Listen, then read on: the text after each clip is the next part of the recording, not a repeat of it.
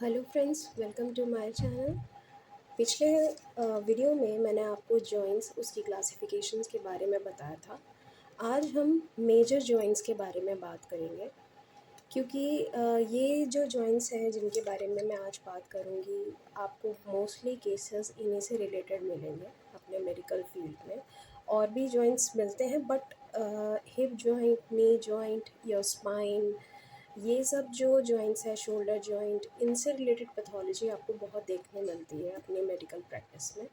तो आज मैं हिप जॉइंट के बारे में आपको बताऊंगी। तो ये बहुत ही बेसिक एनाटमी है हिप जॉइंट के बारे में। अगर आपको ये अच्छे से समझ में आ गई तो आप किसी भी जॉइंट इस जॉइंट का असेसमेंट, और अगर एक बार आपने अच्छे से असेसमेंट कर ली तो उसके बाद आप जो लाइन ऑफ ट्रीटमेंट है वो अच्छे से कर सकते हो। बायोमैकेनिक्स अगर आपने अच्छे से समझ ली तो जो बेसिक एक्सरसाइजेज हैं जिससे पेशेंट को बहुत जल्दी रिलीव हो जाता है विद मोडालिटीज़, वो बहुत इजीली हो जाता है। तो आज की जो ये वीडियो है वो हिप जॉइंट से रिलेटेड है। तो बेसिकली जो हिप जॉइंट है ये बॉल एंड सॉकेट जॉइंट है। हिप जॉइंट को हम एसिटाबुलोफेमोरल जॉइंट भी कहते हैं। और ये इसका स्ट्रक्चर है। स्ट्रक्चर जानने से पहले मैं आपको ये बता दूँ, ये होती है प्यूबिक बोन। जब हम इस बोन के बारे में पढ़ेंगे तो आपको इजीली समझ में आ जाएगा। ये हिप बोन है और ये है आपका बेसिक हिप जॉइंट। ठीक है। अब यहाँ पर ये जो प्यूबिस बोन है इसके अंदर ही कैविटी होती है और इस कैविटी को हम कहते हैं एसिटाबुलम। ये है फीमर हेड। आप समझ रहे हैं, यहाँ पे मैंने एक स्टिक डायग्राम भी बनाया है। अगर मैं इससे आपको समझाऊं तो आपका हिप जॉइंट ये है। ये जो ट्रायंगल देख रहे हैं ये है प्यूबिस। ये प्यूबिस जो होता है इसके यहाँ पर एक कैविटी होती है जिसको हम बोलते हैं एसिटाबुलम।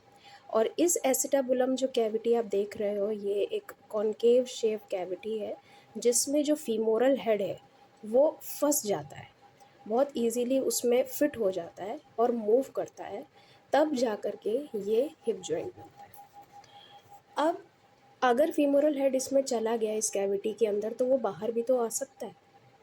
तो उसको स्टेबल करने के लिए लिगामेंट्स होते हैं, जिसमें बेसिक लिगामेंट है ligament of head of femur. Ligament क्या करता है? लिगामेंट जो है बोन को बोन से जोड़ता है। ठीक है। तो ये जो लिगामेंट है ये इस एसिटाबुलम, और इसके अंदर है एक एसिटाबुलम लेब्रम।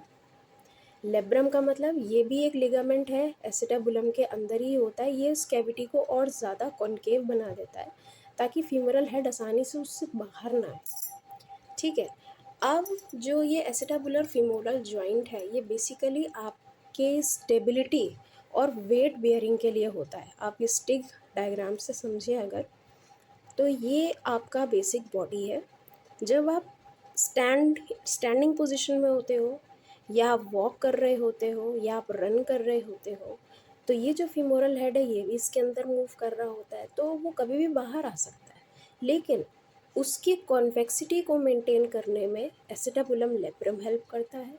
फीमोरल हेड उसके अंदर मूव कर रहा है आपके हर एक मूवमेंट में, तो कहीं वो बाहर ना आ जाए और जो मतलब मेंटेन रहे जो आपका हिप जॉइंट है उसकी स्टेबिलिटी के लिए फीमोरल ये जो आपका हिप जॉइंट है ये इस तरह से बना होता है। ठीक है। अब इसके जो बेसिक मूवमेंट है, इसमें मूवमेंट कौन कौन से होते हैं मैं आपको बता दूं। Extension, flexion, abduction, adduction and external and internal rotation. अब ये मूवमेंट कैसे होते हैं इसको भी आप समझो। ये स्टिक डायग्राम से मैं आपको बता रही हूँ। आप स्टैंडिंग पोजीशन में है, न्यूट्रल पोजीशन में। जब आपका हिप जॉइंट आपके, ये देखिए ये जो मैंने लाइन बनाई है ये है लाइन ऑफ ग्रेविटी। ठीक है। यहाँ से लाइन ऑफ ग्रेविटी जो है आपके मिड ऑफ द बॉडी से क्रॉस करती हुई निकलती है। जब आपका लोअर लिम्ब इस लाइन ऑफ ग्रेविटी से दूर जा रहा होता है, मतलब कि अगर आपका मूवमेंट कुछ इस तरीके से है, ये जो लेग है वो ऐसे जाएगा अगर, तो ये होता है अबडक्शन।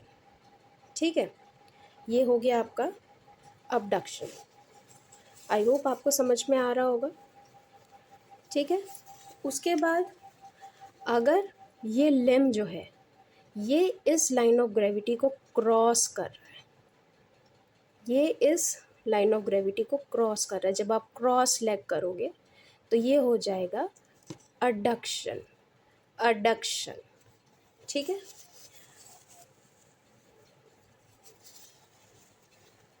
नेक्स्ट है आपका मूवमेंट एक्सटेंशन।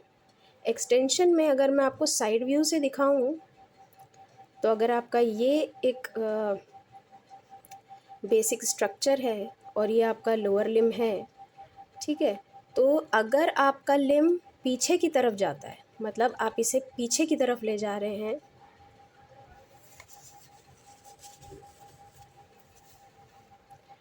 मान लीजिए ये मैंने सिर्फ एक पेल्विस बनाया है और पेल्विस में ये पीछे की तरफ जा रहा है, एक लिम्ब आपकी स्टैंडिंग पोजीशन में है और दूसरी लिम्ब जो है वो पीछे की तरफ जा रही है, ये नी जॉइंट है उसका, आप समझ रहे हैं, तो ये एक्सटेंशन हो गया, एक्सटेंशन।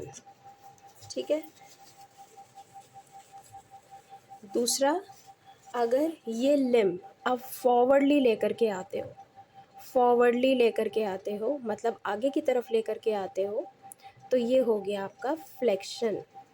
ठीक है, और इंटरनल रोटेशन में क्या होगा और एक्सटर्नल रोटेशन में क्या होगा, ये जो आपकी लिम्ब है ना, ये अगर आपकी नी जो है वो एक्सटेंडेड है, मतलब कि आपने उसे मोड़ा नहीं है और आप अपने फुट से अंदर की तरफ इसे लेकर के जाते हो तो वो इंटरनल रोटेशन है, और अगर आप इसे बाहर की तरफ लेकर के जाते हो तो वो एक्सटर्नल रोटेशन है। बस ये जो आपकी नी जॉइंट जो है वो स्ट्रेट होनी चाहिए, मुड़नी नहीं चाहिए, तब ये होता है। इसी पोजीशन में एक्सटर्नल और इंटरनल रोटेशन कैसा होगा, अगर पेशेंट सुपाइन लाइन पोजीशन में है तो ये बेसिक यही मूवमेंट जो है हिप जॉइंट में होते हैं, लेकिन इस जॉइंट का जो मेन फंक्शन है वो स्टेबिलिटी और वेट बेयरिंग का ही है। ठीक है, अगर पेशेंट जो है वो सुपाइन लाइन पोजीशन में है, मैं बहुत ही रफ डायग्राम बना के समझा रही हूँ, आई होप आपको समझ में आ जाएगा, और उसने अपनी नी को बेंड किया हुआ है। ठीक है, अब जब फिजियोथेरेपिस्ट या कोई भी मेडिकल प्रैक्टिशनर ऑर्थोपेडिक इस लिम्ब को पकड़ के और इसे अंदर की तरफ घुमाते हैं तो एक्सटर्नल रोटेशन जो है वो इंटरनल रोटेशन में कन्वर्ट हो जाता है और इंटरनल रोटेशन एक्सटर्नल रोटेशन में कन्वर्ट हो जाता है, वो मूवमेंट रिवर्स हो जाता है।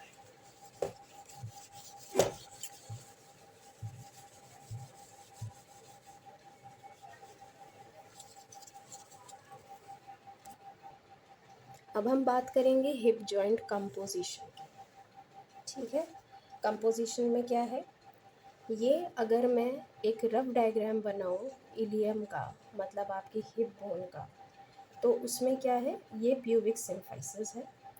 ठीक है, यहाँ पर ये है प्यूबिक सिम्फाइसिस, ये दो होते हैं दोनों साइड पर, जैसे मैंने स्टिक डायग्राम भी बनाया था, ऐसे मैंने पेल्विस एक ट्रायंगल बनाया था, तो यहाँ पर एक लेफ्ट होता है और एक ही राइट होता है। ठीक है, इसको हम कहते हैं इलियम, ये इलियम है, और यहाँ पर ये लिगामेंट है, दिस इज ट्राइरेडिएट कार्टिलेज, ट्राइरेडिएट कार्टिलेज। ठीक है, ये ट्राइरेडिएट कार्टिलेज है, ये है इस्चियम। इस्चियम का आप कैसे पता लगा सकते हैं कि आपकी बॉडी में इस्चियम कैसे कहाँ पर है, जब आप पालथी पोस्चर में ज़मीन पर बैठते हैं, जब आपका हिप प्लेन से टच कर रहा होता है, नीचे फ्लोर पर टच कर रहा होता है, तो आपको अपने हिप जॉइंट पर एक बोन फील होती है, वो बोन इस्चियम बोन होती है। ठीक है, तो इसके तीन पार्ट्स हैं, एक तो प्यूबिस हो गया, एक इलियम हो गया और एक ये इस्चियम हो गया। अब हम ये जो ट्राई रेडिएट कार्टिलेज है, ये इन तीनों पार्ट्स को ना आपस में सेपरेट कर देता है। ठीक है, और ये जो कार्टिलेज होता है ये धीरे धीरे 15-17 साल के बाद जैसे जैसे एज होती है तो इसमें फ्यूजन होना शुरू हो जाता है और ये नॉर्मल एक पूरी बोन बन जाती है। ठीक है। तो इसलिए मैं ये चीज़ बता रही हूँ क्योंकि इसी में ही आपका फीमोरल हेड फिट होता है और उसके बाद फिर ये पूरा जॉइंट बन जाता है। ठीक है, so this is some basic composition. उसके बाद जो है ये कार्टिलेज जो होता है act as a slippery coating. अगर हम एसिटाबुलम लैब्रम की बात करें, इसको ये मैंने आपको कंपोजिशन बता दिया। अब हम दूसरे कार्टिलेज की बात करें तो उसमें आपका आता है एसिटाबुलम लैब्रम। तो एसिटाबुलम लैब्रम का जो है बहुत ही मेन फंक्शन होता है। इधर अगर इसमें टीयर आ जाए, इसकी कोई भी पैथोलॉजी हो जाए, तो फीमोरल हेड बहुत आराम से बाहर आ जाता है, फिर डिसलोकेशन होता है।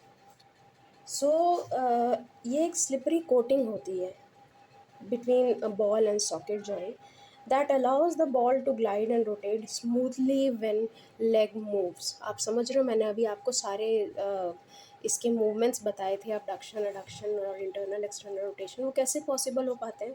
क्योंकि ये जो एसिटाबुलम लैब्रम है एक स्लिपरी कोटिंग कर देता है इस जॉइंट के अंदर। उसके बाद ये मूवमेंट बहुत स्मूथ हो जाते हैं। अगर इसमें कोई टीयर हो जाए, कुछ हो जाए, तो फिर ये मूवमेंट नहीं होगा, पेशेंट को बहुत पेन होगा।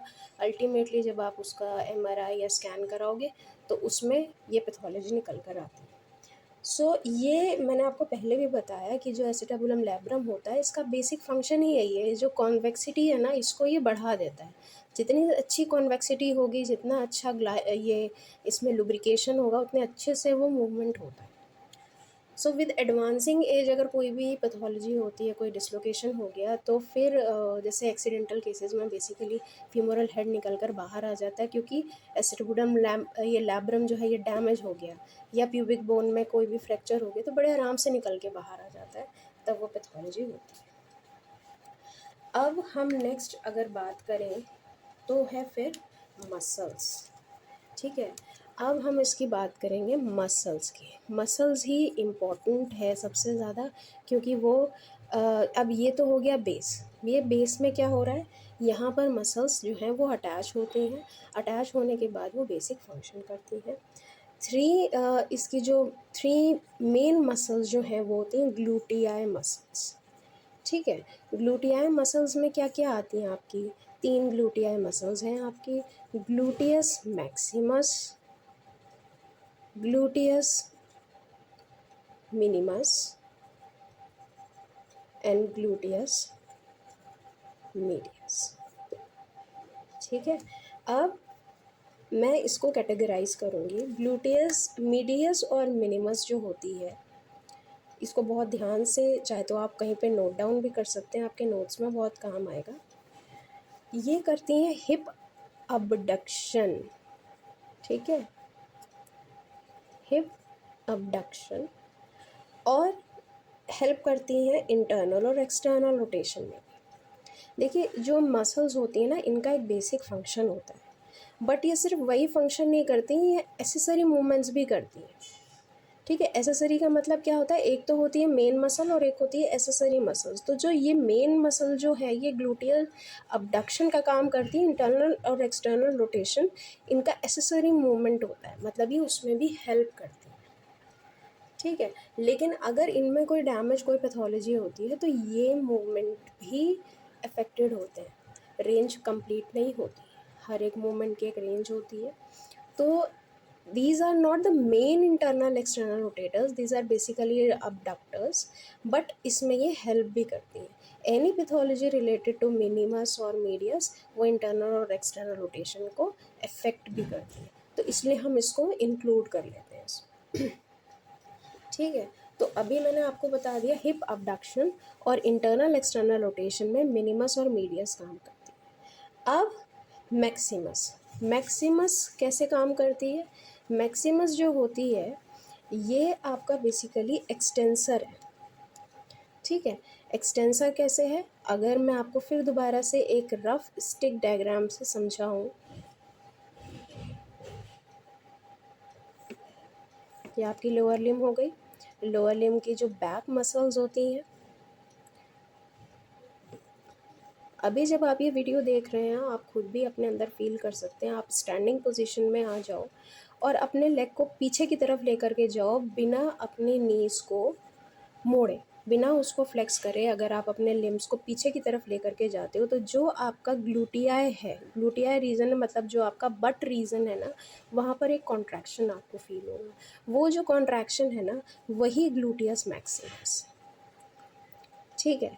और जब आप अपने एक्सटेंशन की रेंज को यहाँ पे बढ़ाते हो अगर, तो आपका वो बैक ऑफ थाई में भी कॉन्ट्रैक्शन जाएगा, और वो जो कॉन्ट्रैक्शन है वो है हैमस्ट्रिंग्स, ठीक है। हैमस्ट्रिंग्स एक बहुत इंपॉर्टेंट मसल्स है। जो लोग स्पोर्ट्स में हैं, जो लोग स्पोर्ट्स ट्रेनिंग देते हैं, फुटबॉलर्स हैं, क्रिकेटर्स हैं, या कोई भी अदर स्पोर्ट्स जो है जहाँ पर स्टैंडिंग का यूज़ होता है, इनफैक्ट सिटिंग वाले जो इंडोर गेम्स हैं जैसे चेस वगैरह की भी चैम्पियनशिप्स होती हैं, तो वहाँ पर भी आपको हैमस्ट्रिंग के ऊपर वर्क करना होता है। क्यों करना होता है? क्योंकि लॉन्ग आवर सिटिंग की वजह से मसल्स कॉन्ट्रैक्शन में, वीकनेस में चले जाते हैं। तो हैमस्ट्रिंग जो होती है ना, this is a basic extensor of hip, this is extensor of hip joint, ठीक है। तो हिप जॉइंट का जो बेसिक जो मसल है हिप जॉइंट में एक्सटेंशन कराने के लिए, वो है आपका हैमस्ट्रिंग। अब हैमस्ट्रिंग के भी ना पार्ट्स होते हैं। एक हो गया आपका बाइसेप्स फीमोरिस, ठीक है। दूसरा पार्ट है सेमी टेंडिनोसिस, ठीक है। तीसरा पार्ट है सेमी मेम्ब्रेनोसिस, ठीक है। और कुछ पार्ट इसका क्वाड्रिसेप्स का भी आ जाता है, ठीक है। तो अब इसमें क्या हो गया कि जो एक्सटेंसर ऑफ हिप जॉइंट है वो है बेसिक आपका हैमस्ट्रिंग। इसके आपके ये 3 पार्ट्स हो गए, ठीक। अब बाइसेप्स फीमोरिस को क्यों कहते हैं? क्योंकि इसके 2 हेड्स होते हैं, तो हम इसे बाइसेप्स कहते हैं। बाकी ये 3 मसल और बाकी ये जो है ग्रुप ऑफ मसल है जो कि हैमस्ट्रिंग बनाते हैं, बेसिक एक्सटेंसर ऑफ हिप। तो एनी पैथोलॉजी और any weakness of this muscle can cause decrease in the moment of extension, ठीक। तो जो लोग लॉन्ग आवर सिटिंग पोजीशन में रहते हैं, उनका क्या होता है, ये हैमस्ट्रिंग मसल जो है वो वीक हो जाती है, ठीक है। हैमस्ट्रिंग मसल जो है ये कहाँ पर है? आपके बट्स में। मैं आपको स्टिक डायग्राम से समझाती हूँ हैमस्ट्रिंग मसल का क्या एक्चुअली बेसिक एनाटमी होती है। अगर आप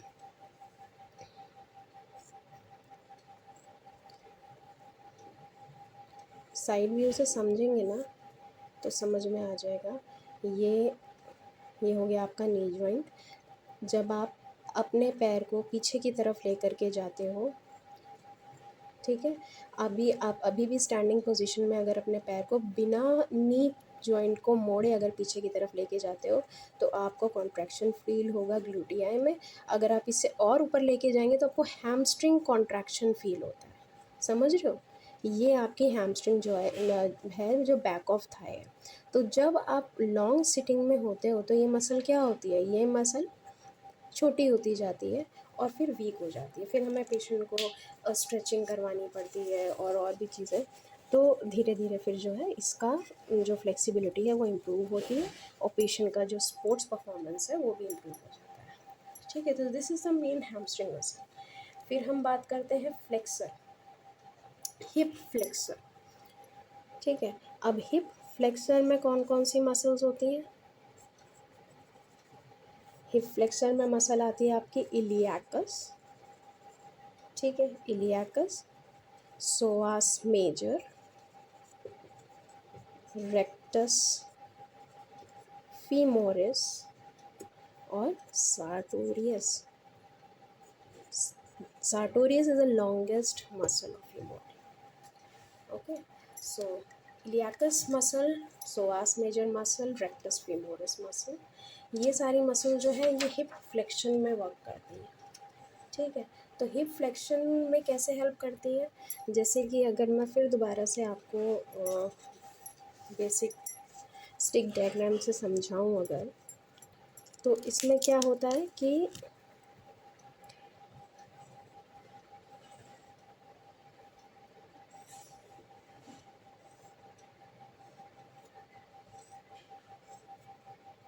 ये आपका लिम्ब है, ये आपका समझ में आ रहा है, इलियाकस क्या होती है, ये आपके फ्रंट ऑफ जॉइंट में प्रेजेंट होती है। जितनी भी फ्लेक्सर्स होती है ना, ये फ्रंट में प्रेजेंट होती है, और ये जा कर के स्पाइन से ओरिजिनेट होके यहाँ पर इंसर्ट होती है। कोई भी मसल जहाँ पर इंसर्ट होती है वहीं पर उसका मूवमेंट होता है, चाहे बॉडी की कोई सी भी मसल हो। जहाँ से वो ओरिजिनेट होगी वहाँ पर लीस्ट मूवमेंट होता है, और सबसे ज़्यादा मूवमेंट वहीं होता है जहाँ वो इंसर्ट हो रही होती है। सो सोआस मेजर, रेक्टस, ये इलियाकस, सोआस मेजर, रेक्टस फीमोरस, सार्टोरियस, तो ये मसल्स वो हैं जो यहाँ पर हिप जॉइंट में इंसर्ट होकर के फिर मूवमेंट कराती हैं। सो ऐसा करने की वजह से क्या होता है ना कि ये फ्लेक्शन में हेल्प करती है। ठीक है, बेसिक जो फ्लेक्शन ऑफ, अगर आप अभी सुपाइन लाइन पोजीशन में है या फिर स्टैंडिंग पोजीशन में, और अगर बिना नी जॉइंट को मोड़े या मोड़ कर भी अगर आप फ्लेक्शन ऑफ हिप जॉइंट करते हो, तो ये मसल जो है वो कॉन्ट्रैक्ट होती है और फ्लेक्शन में हेल्प करती है। सबसे जो इसमें लॉन्गेस्ट मसल है वो है सार्टोरियस। तो जब आप आलती पालती मार के ज़मीन पर बैठते हैं ना, तो सार्टोरियस मसल हेल्प करती है। सार्टोरियस मसल जो है ना, ये टू जॉइंट मसल है। ये हिप जॉइंट से लेकर के नी जॉइंट तक को कवर करती है, और फिर ये आलती पालती पोस्चर में हेल्प करती है। ठीक है, so these are the hip flexors. मैं आपको बहुत बेसिक से समझा रही हूँ। जो न्यू स्टूडेंट्स होते हैं ना मेडिकल में, उनके लिए ये एनाटमी जो है बहुत इम्पॉर्टेंट है, क्योंकि फिर उनको आगे ना फिर दिक्कत नहीं आएगी। ज़्यादा अगर आपको डिटेल में जाना है और ज़्यादा इन चीज़ों के बारे में, वैसे तो मैं सब कुछ कवर कर दूँगी, बट धीरे धीरे अगर हम स्टेप बाय स्टेप करेंगे ना, तो आपकी एनाटमी जो है वो फुल ऑन आपको क्लियर रहेगी। विद टाइम वो आपको धीरे धीरे क्लियर हो जाएगा। ठीक है, अब हम बात करते हैं एक्सटर्नल रोटेटर्स की। External rotators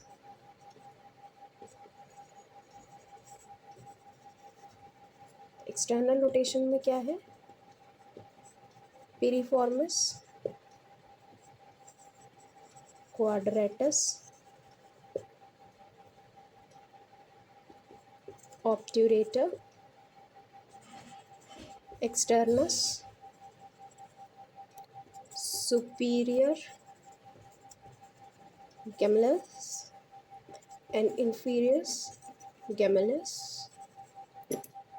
So these are all external rotators के साथ साथ ये स्टेबलाइज भी करते हैं हिप जॉइंट को।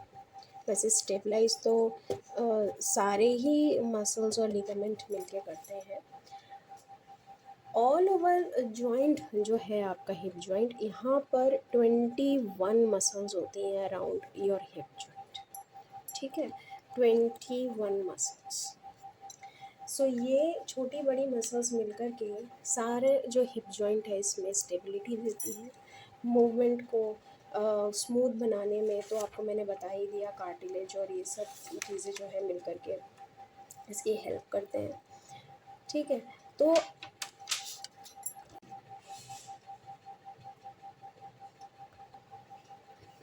अब मैं आपको बताऊंगी मसल्स ऑफ हिप जॉइंट के बारे में। ठीक है, तो उसमें मैं आपको ना डायग्राम बना के फिर समझाऊंगी कि कैसे कैसे जो है हिप जॉइंट में जो मसल्स हैं वो सिचुएटेड है। ठीक है, कैसे उनका फंक्शन होता है वो भी आपको आराम से समझ में आ जाएगा। ठीक है, बहुत रफ डायग्राम से समझा रही हूँ। सी, ये तो हो गई आपकी स्पाइन। ठीक है, स्पाइन में लास्ट जो होता है वो होता है सैक्रम।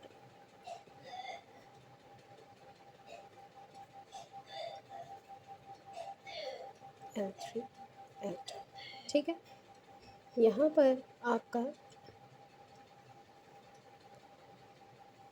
इलियम, इशियम, ठीक है, आपकी हिप बोन हो गई।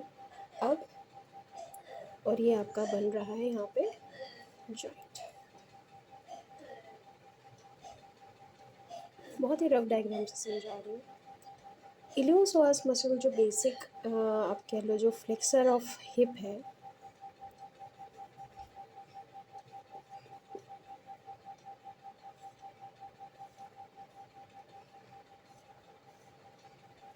वो स्पाइन से ओरिजिनेट होती है। स्पाइन से ओरिजिनेट होकर के वो इंसर्ट हो जाती है फीमर पे। ठीक है, ये हो गई सोर्स मेजर। ठीक है, इसके बाद जो नेक्स्ट मेन मसल है वो है पेक्टिनियस। ठीक है, पिरिफॉर्मस।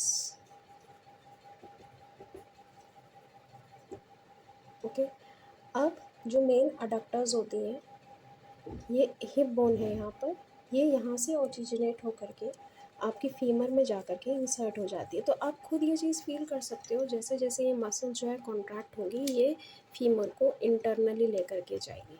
ठीक है, तो यहाँ पर सारे आपके अडक्टर्स हैं। उसके बाद टेंसर फेसियल लाटा, ये जो है ये भी एक मेन मसल होती है, और इसका जो टेंडन है वो इंसर्ट होता है नी जॉइंट को क्रॉस करके सीधा टीबिया पे जाके इंसर्ट होता है। ये बहुत ही बेसिक मसल है, और जो स्पोर्ट्स में स्पोर्ट्समैन जो होते हैं उनमें ये इंजरीज बहुत ही कॉमन होती है। इलियोटिबियल, जो कि फुटबॉलर्स होते हैं, क्रिकेटर्स होते हैं, उनमें ये बहुत कॉमन है।